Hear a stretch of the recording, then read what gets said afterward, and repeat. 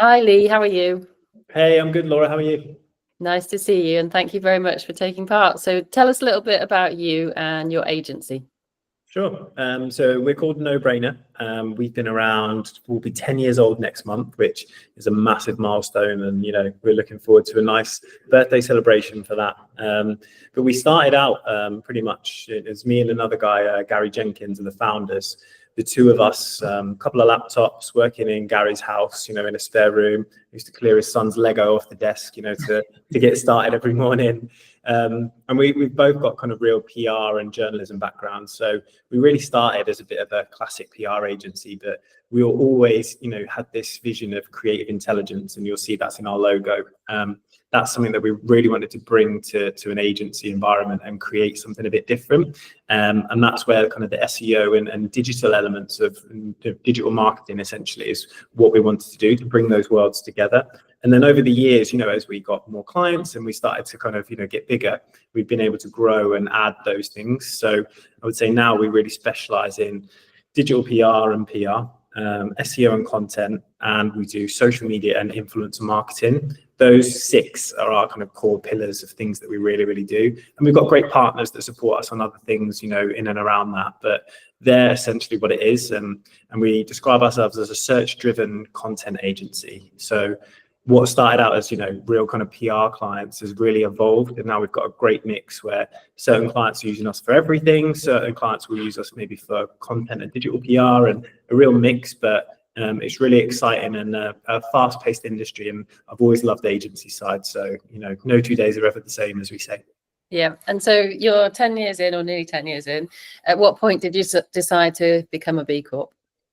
Bcorp was something that we'd spoken about for a while. We'd seen it kind of, gaining some traction over in the US, and some companies over here kind of, leading the charge on it. And it was always for us, we always had values, as a company.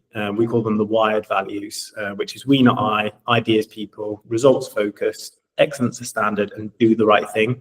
And that last one, that do the right thing, is always a key one to go, how do you embody that? How do you bring it to life? And we had looked at lots of different things to say, well, are we doing the right thing as a company by our people? Are we doing the right thing as a good corporate citizen? Are we doing the right thing by our environment?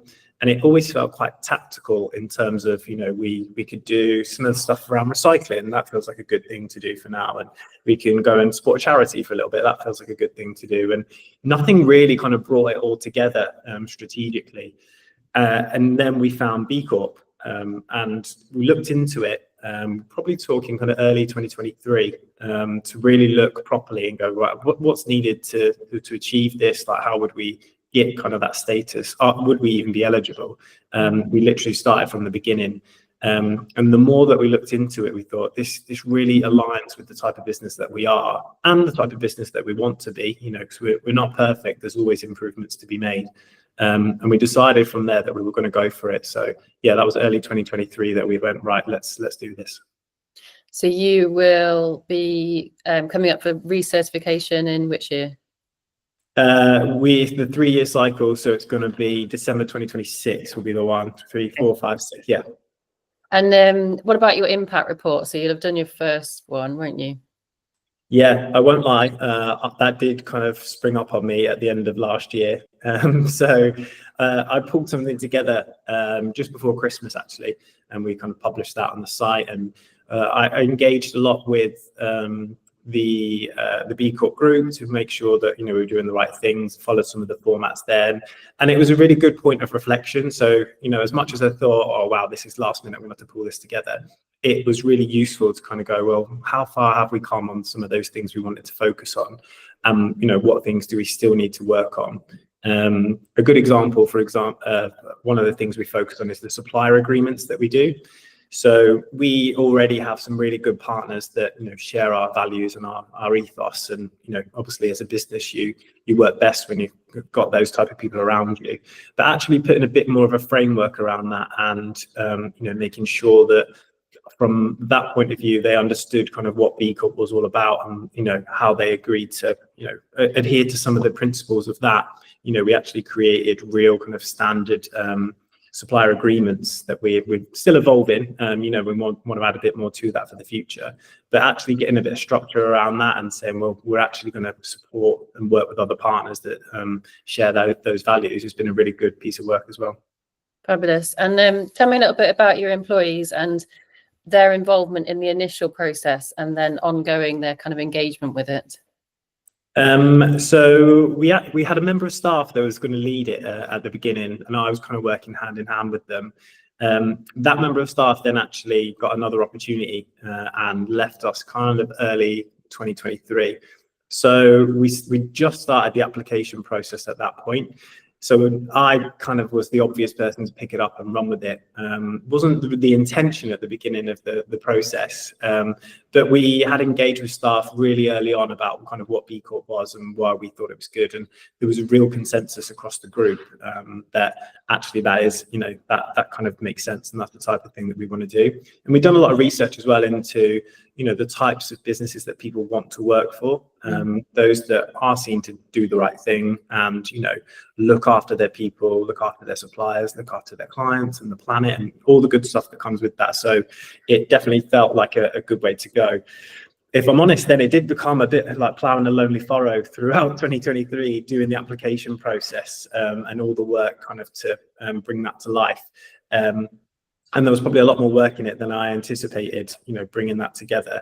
It was quite complex, and I think I probably underappreciated how much there was, you know, that we needed to do. But if anything, you know, it actually gave me confidence that it was a really good accreditation. You know, it wasn't something that everyone could get, you know, and it wasn't an easy kind of tick box thing. There was a lot to do to kind of, you know, change things, even from the articles of association and, you know, doing everything the right way there. So yeah, there was a lot to work throughout 2023, but obviously getting the news just before Christmas that we kind of got it, and, you know, the scores were good, it was brilliant. And everyone, you know, it went down really well internally, and we're continuing to talk about it as a group. You know, we've got an away day next month, later this month, where we're talking about it. So the timing is great with it being B Corp month as well. And it's just good to keep reinforcing, you know, why we do some of the things we do and how it ties into that bigger picture. And do you have some sort of champions within your team who really are behind it, or is everyone equally behind it? Yeah, so I would say everyone is on board with it. The levels of knowledge are probably different. We actually have what we call, it's a culture and wellbeing group within the team. So there are 3 of us. One's me, and we've got 2 others that support me on that. And we've got, you know, a whole range of activity and things that we work on that are connected to that B Corp plan. So the impact report and some of the findings there, some of the things we need to work on, those are kind of clear actions that we meet on a monthly basis, and we kind of bring them to life and make sure that we're moving forward in a positive way. But also the group, you know, we're responsible for the small things like, you know, Random Acts of Kindness Day, for example. We actually did little notes for the team. Everyone wrote one note for one person with something they admire about them, and we did little envelopes that got handed out. And for me, I think, you know, having a good culture and doing those types of things really underpins, again, the type of business you want to be. But it doesn't happen, in my experience, unless you've got a small group that can really drive that stuff forward. Everyone seems to have the best intentions, but, you know, to get stuff done, you need a group to kind of buy into that. And that comes back to some of the bigger stuff around B Corp that we'd like to do, and, you know, some of the stuff that we need to implement. Yeah, for sure. I love the little envelopes thing that you do. That was lovely. So you, if you think about all the things that have been involved so far, what do you think? And you recognize that you were already doing things well, and it was already part of your values that you want to do things well, do things right, should I say? So what do you think the biggest impact it has made on your business by becoming a B Corp? I think it's not really helped from a new business point of view, and that was one thing that I thought, you know, might happen. That, you know, I had this vision that we'd work with loads of other B Corps, and, you know, it'd just be this kind of shared community of people that work together. That wasn't the reason that we kind of got into it, but I thought, you know, by association that might actually kind of pick up anyway. But no, that's not really so far, and I think, you know, we're in it for the long game, though. It's not a short term from that point of view. But I think it's the culture and the people side of things that are really there. outwardly, I think the image that we project, I always get such great feedback from people who say, oh, it looks like such a great place to work, you do so many good things, and it's really reputationally done so much for us. And equally from an internal point of view with our team and our people, it's just made everything kind of click together from a strategic point of view, why we are the company that we do and how we bring that to life. And again, it's moved us from being kind of tactical to much more strategic. And the outcomes are, retention of great people. We're attracting kind of top talent who want to come and work for us as well. So I've definitely seen more benefits in that element. And I think longer term, I think it will work for us financially and all the good stuff that kind of comes with it as well. I do believe that, doing the right thing and being a good company, good things will happen. So, very much following that North Star at the moment. Yeah, and it's interesting, isn't it? Because showing your great culture attracts people to want to work with you, but also it has an effect on clients as well, because they see into that culture perhaps on shared LinkedIn, or they want to work with the team because clients want to work with teams long term. So it does have like an indirect effect on clients and prospective clients that way, but it's not, as you say, a direct new business win situation. Yeah, no, very true. And I think the classic kind of agency relationship, once you're, really embedded with the client and working kind of longer term, and those relationships are solid, that's real kind of key part to, ongoing work with certain clients. You can do great work and you need to have a great relationship. Those are the two things for me. And the great relationship comes from time, really kind of investing in those clients and those people. And if you're an agency that's got a real high turnover of staff, and and we know that this happens in, out there, that certain clients and will get different teams working with them, every 6 months, and that often is a frustration that does force certain clients to go, well, actually we want to look for someone else, someone who really gets us and is going to be there for the long term. So yeah, you're exactly right. I think that by association, is good. Our retention level as a business from a client side is really strong as well. And we really value long-term relationships over kind of short-term projects. That, I think we do our very best work when we've got that. So yeah, it all kind of serves that purpose as well. For sure. Okay, so for anyone who is wanting to embark on the journey and they're an agency, what advice would you give them? I would say do it. I think it's really beneficial and positive. And as I said, there's always improvements that you can make. But having a score to kind of put to that stuff and seeing which of the Bcorp pillars you're stronger at, and you're maybe need to make more improvements on, is really useful. I definitely think it's worth doing.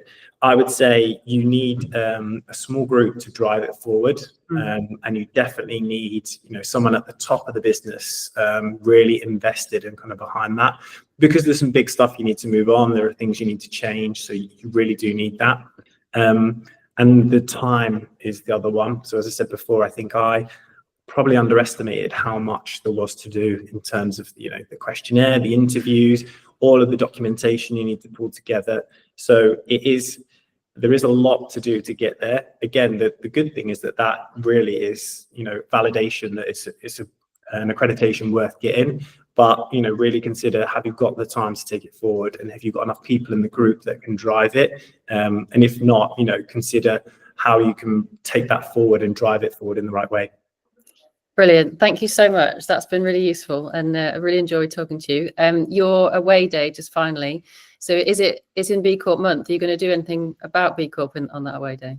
Yeah, so we've got some specific slides in the presentation to talk more about Bcorp, and the impact report, as I said before, we published in December. So, we shared that around the team, but it's one of those where, I would say maybe half of them have actually read it, half probably haven't, but it's a really good opportunity then for us to talk about it, bring it to life, say these are the things that we're doing really well on, these are some of the things we want to focus on over the next 12 months, up until the end of this year before our next one.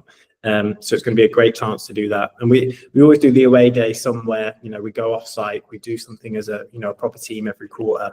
And I think we've got an escape room after that as well. So it should be a good day. Good. Well, I hope you have a good away day. I should look out for it on LinkedIn.